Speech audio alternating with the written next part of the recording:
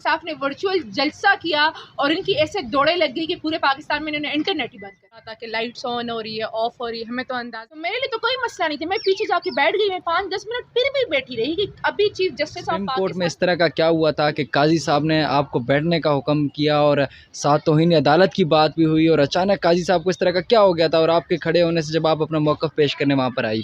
देखिए, ऐसा हुआ था कि आनन फानन सुप्रीम कोर्ट खुल गई और हमें तो आप लोगों के तवस्सुत से भी नहीं था कि हो क्या रहा है। लेकिन जब सुप्रीम कोर्ट की समाअत शुरू हुई तो हमारे लिए खुश आइंदा था कि 8 फरवरी को जो इलेक्शंस है उस हवाले से उसको फ्री एंड फेयर करवाने के लिए सुप्रीम कोर्ट इक़दाम उठा रही है। तो जब वहाँ पे इंटरेस्टिंग सी सिचुएशन डेवलप हुई कि एक बयानिया बना के दिया जा रहा था कि जैसे पाकिस्तान तहरीक इंसाफ इलेक्शन से भाग रही थी, सुप्रीम कोर्ट खुली और उन्होंने दोबारा से इलेक्शन इंश्योर कराए। हालांकि इसी पाकिस्तान तहरीक इंसाफ की पिटीशन पे चीफ इलेक्शन कमिश्नर सदर मुमलिकत के पास गए थे, उससे पहले तो वो जाने वाले ही नहीं थे और फिर 8 फरवरी की तारीख आई थी। तो जब ये सारा हुआ तो काई साहब ने पूछा कि पाकिस्तान तहरीक इंसाफ का यहाँ पे कोई है या नहीं है और उमेर नियाजी लॉयर है भी कि नहीं है, और बाकायदा एक बयानिया बना के दिया जा रहा था। तो मैं जैसे ही पहुँची तो उस टाइम वो जजमेंट लिखवाने वाले थे, सही है। तो मैं वहाँ खड़ी हुई तो मुझे था कि अभी सुप्रीम कोर्ट का जो प्रोसेस एंड प्रोसीजर है कि अभी रिस्पोंडेंट को नोटिस होंगे, अगर बहुत ही कोई अर्जेंट केस होता है तो supreme court 30 minute 20 minute 5 minute का मार्जिन देता है और कहता है कि पेश हो जाए। तो जब इन्होंने फाइनल जजमेंट लिखनी शुरू की तो मेरे लिए बड़ा इंटरेस्टिंग हो गया कि ये क्या हो रहा है। तो मैं इसलिए खड़ी हुई कि अगर कोई बहुत ही इमरजेंसी है तो चूँकि हमारे तीनों लॉयर जिस पिटीशन के लाहौर में हैं तो सुप्रीम कोर्ट हमें 5-10 मिनट का मार्जिन दे, हमारे लॉयर सुप्रीम कोर्ट रजिस्ट्री में पेश हो जाएंगे, क्योंकि इलेक्शन कमीशन ऑफ पाकिस्तान यहाँ मिस स्टेटमेंट्स कर रहा है, मुसलसल मिस स्टेटमेंट्स कर रहा है। उन्होंने मिस स्टेटमेंट की कि हमने लाहौर की पिटीशन 12 को की और 12 को ही फिक्स हो गई, गलत बात थी। हमने 6 को की थी और 12 पे उस पर कार्रवाई हुई थी। वो दूसरी मिस स्टेटमेंट कर रहे थे कि तमाम की तरह ब्यूरोक्रेसी को रीशफल कर दिया गया है। आप मुझे इस्लामाबाद की मिसाल दे दे, अभी तक वही आईजी वही डीसी बैठे हुए हैं। अच्छा, इसके अलावा उन्होंने एक दूसरी मिस स्टेटमेंट्स की और एक तीसरी मिस स्टेटमेंट ये की कि जी हमने इनसे डीआरओज़ मांगे थे लेकिन जुडिशरी ने इनकार कर दिया था। इलेक्शन कमीशन ऑफ पाकिस्तान एक खत छपा रहा था जिसमें लाहौर हाई कोर्ट के चीफ जस्टिस साहब ने उनसे बाकायदा कहा था कि जब डेट आएगी तो आप फ्रेश एप्लीकेशन लेकर आ जाइएगा, हम आपको डीआरओज़ प्रोवाइड कर देंगे।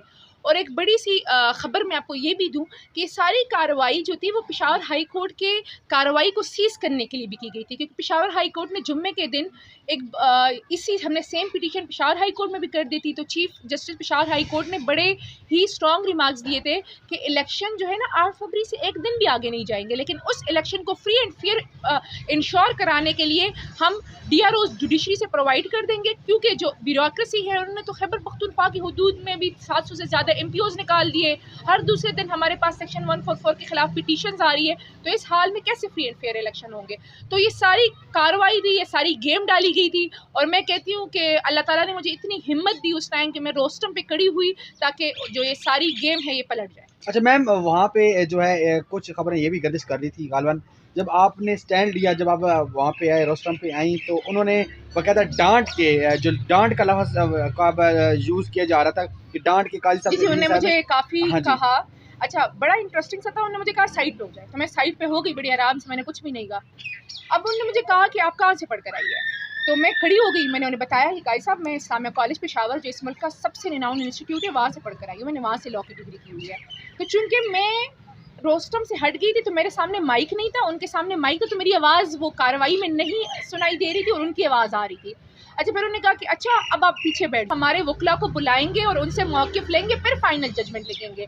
लेकिन वो आप पूरे पाकिस्तान ने देखा किस तरीके से उन्होंने एक तरफा कार्रवाई करके हमें कंटेम्प्ट दे दिया, और हमें कंटेम्प्ट दिया कि जी आप जमहूरियत डिरेल करें। तो आप हमें बताएं कि डीआरओज़ मांगने में कौन सी जमहूरियत डिरेल होती है, और अगर है तो इसमें लाहौर हाई कोर्ट के एक जज साहब ने अपना जुडिशल माइंड अप्लाई किया हुआ है, तो आप पहले उससे भी पूछे। और दूसरी बात यह कि हम तो पिटीशन सिर्फ डीआरओज़ के लिए कर रहे हैं, हमने तो इलेक्शन की बात ही नहीं की है। तो उन्होंने बैरिस्टर उमैर नियाजी साहब को कंटेम्प्ट दिया हुआ है कि आप बताएं, हम माफ़ी नहीं मांगेंगे, हम कंटेस्ट करेंगे। अच्छा मैम, ये बताइएगा क्या ऐसी वजह थी, पहले जज साहब ने बकायदा पूछा कि यहाँ पे कोई पीटीआई का है, वकील है या नहीं है, कोई नुमाइंदा आया हुआ है या नहीं, और फिर आपको डांट भी दिए जब आप खड़ी हुई। एक ही वजह थी कि उनको था कि यहाँ कोई भी नहीं है, तो वो एक वो कहते हैं ना, एक फॉर्मेलिटी पूरी कर हाँ। देंगे कि यहाँ कोई है या नहीं, और फिर कहेंगे कि GPTI तो छुप गई थी और हमने जमहूरियत इंश्योर की, हमने इलेक्शन इंश्योर किया। तो जो मैं पहुंची और या मेरी अपीयरेंस, मैं वो कहती हूँ ना, वो सारे जो मंसूबा था वो ख़राब हो गया। तो उस वजह से उनकी वो जो डांट थी वो उसी हवाले से थी, या फ्रस्ट्रेशन थी, या जो भी। मैम ये भी बताएं, अगर DRO ब्यूरोक्रेसी से लिए जाते हैं तो फिर आपको 8 फरवरी को साफ और शिफाफ इंतखाबात होते नज़र आ रहे हैं? देखिए, वो तो आप लोग को भी इस बात की समझ आ रही है कि वो ब्यूरोक्रेसी जो इस टाइम अपने ACRs को अच्छा करने के चक्कर में सही और गलत का फ़र्क भूल गए हैं, वो ब्यूरोक्रेसी जो पिछले 8-9 महीनों से किसी और तरफ देखकर पाकिस्तान तहरीक इंसाफ को स्पेसिफिकली टारगेट कर रही है। पाकिस्तान तहरीक इंसाफ के लोगों के MPOs ऑर्डर उन्होंने निकाले हुए हैं। जहाँ भी पाकिस्तान तहरीक इंसाफ कोई मूवमेंट करती है, कोई पॉलिटिकल एक्टिविटी करती है, वहाँ सेक्शन 144 इम्पोज करा देते हैं और दूसरी पार्टियों को अपने प्रोटोकॉल में जलसे करा रहे हैं। तो आपको लगता है कि वो bureaucracy free and fair election करा सकेगी? लेकिन इस सब का एक ही हल है कि पाकिस्तान का इंशाल्लाह पाकिस्तान की जनरल इलेक्शन में अवाम का ऐसा टर्न आउट निकलेगा कि इनके होश उड़ जाएंगे और ये धांधली कर ही नहीं सके। जिस तरीके से आपने कल देखा कि पाकिस्तान तहरीक हाल है इनके। मैम ये बताइएगा कि आप कैसे इतनी जुर्रत की और काजी साहब से सवाल किया?